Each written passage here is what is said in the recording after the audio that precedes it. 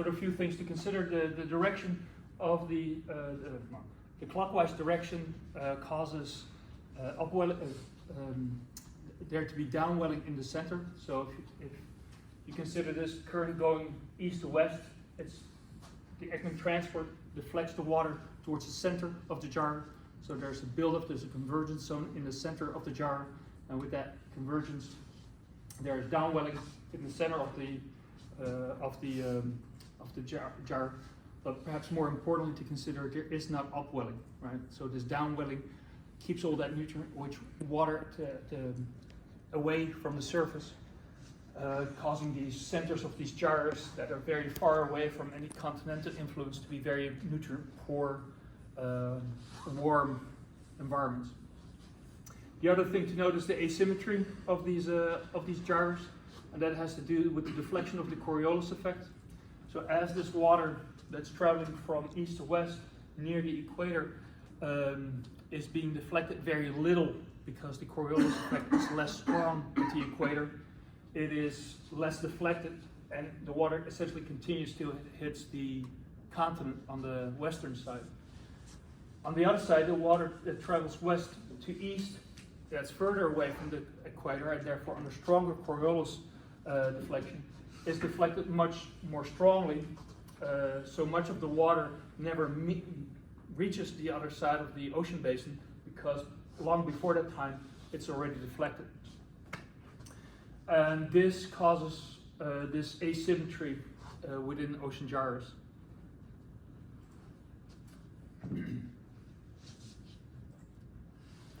And because of that asymmetry, there's an unequal, the upwelling that happens on both sides of the ocean basin is unequal.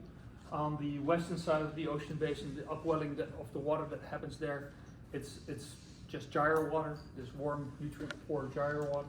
Whereas on the eastern side of the ocean basin, the upwelling that occurs there wells up this cold, nutrient-rich water to the surface.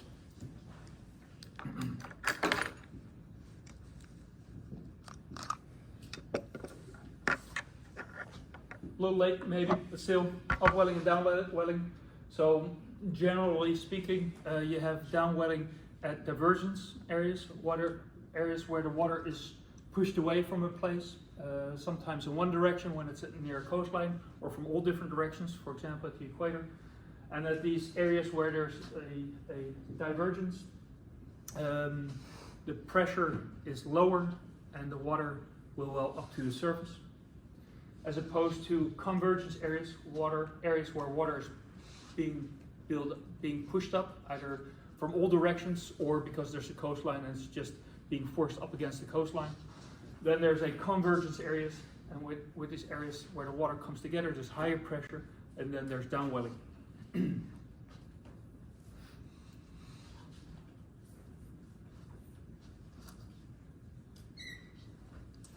And you can argue, well, upwelling, downwelling is not really current, but I think it's current enough. And it's a pressure-driven current, right? And it doesn't really go horizontally, but density-driven currents also have a strong vertical gradient to it. Then there's ocean eddies. Again, ocean eddies are the result of turbulence in the water. So if you consider a situation with very little turbulence that's stagnant, for example, if the water's just a tub that doesn't move, then there's no turbulence, and even though the tub might be spinning, there's not going to be any eddies, right? It's only when you introduce this turbulence, this extra energy that disturbs that tranquil situation, or in a situation where you have very laminar flow and all the flow goes in the same direction at the same rate. At that point, there's also no turbulence. But if you introduce turbulence in that situation, either by having a continent or a piece of land sticking in the way of that laminar flow, or the friction of two opposing currents that run side by side, you introduce the energy that, in combination with the Coriolis effect, results in these eddies. And these eddies, they can be pretty long-lived. If they are big enough and have enough energy, they can spin off and persist for quite a while. You have eddies that go counterclockwise and clockwise, the cyclonic and anticyclonic eddies, and one results in upwelling, the other results in downwelling. Sometimes there are these temperature differences associated with the eddies, where the eddy is either warm relative to the surrounding water or cold relative to the surrounding water. But this is unrelated. So the direction, it's not always that. That's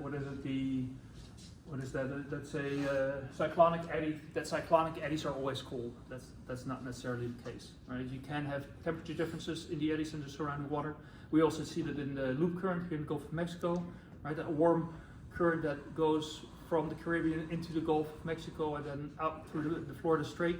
That's relatively warm water compared to the water in the Gulf of Mexico. So the eddies that loop current spin off are relatively warm compared to the colder water of the Gulf of Mexico, but it's more situational than dependent on which way the eddy is going.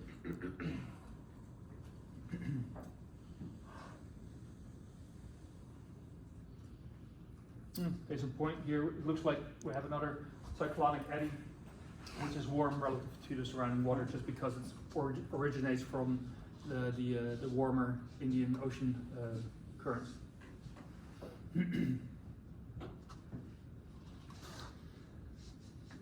So eddies are different from gyres in the first place because they're not wind driven, they're driven by turbines, and they're also very different in scale and speed and duration, persistence. Right? They come and go, whereas ocean gyres are very consistent.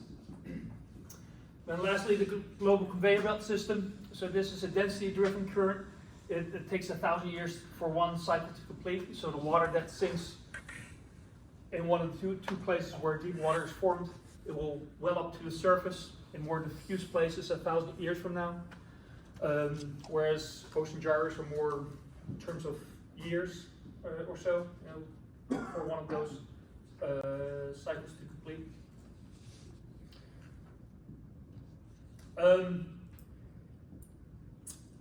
Right, so the meridional overturning circulation, or the global conveyor belt system, it's based on water that flows towards the poles, surface water that flows towards the poles, and as it gets to these poles, it cools down, increases in density, often increases in salinity as well. All the fresh water freezes out, leaving the salt water behind, creating this very dense water.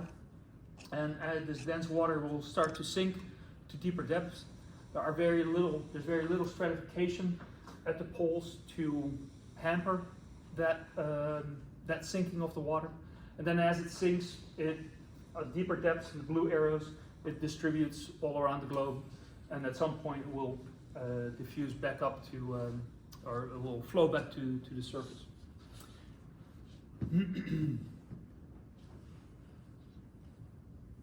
And the real concern is that this current will slow down, especially the Atlantic, the Gulf,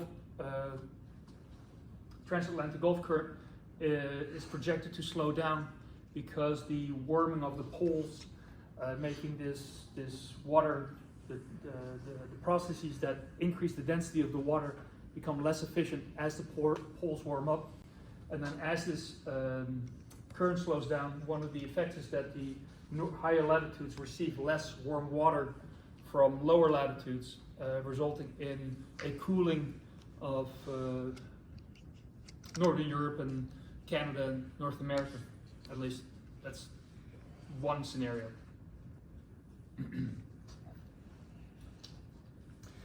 Right, so this shows you that there are very few, much less stratification at the poles than in lower latitudes. In lower latitudes, you see all these temperature differences causing all these thermoclines to establish. All these thermoclines represent barriers for water to sink to deeper depths. All right, should we just carry on? Are you all struggling? You need a break? No, carry on. Break or no break? Break, no break, no shake, no break, nod, yes break, no, yes break. All right, let's have a few minute break. Let's be back here at 27.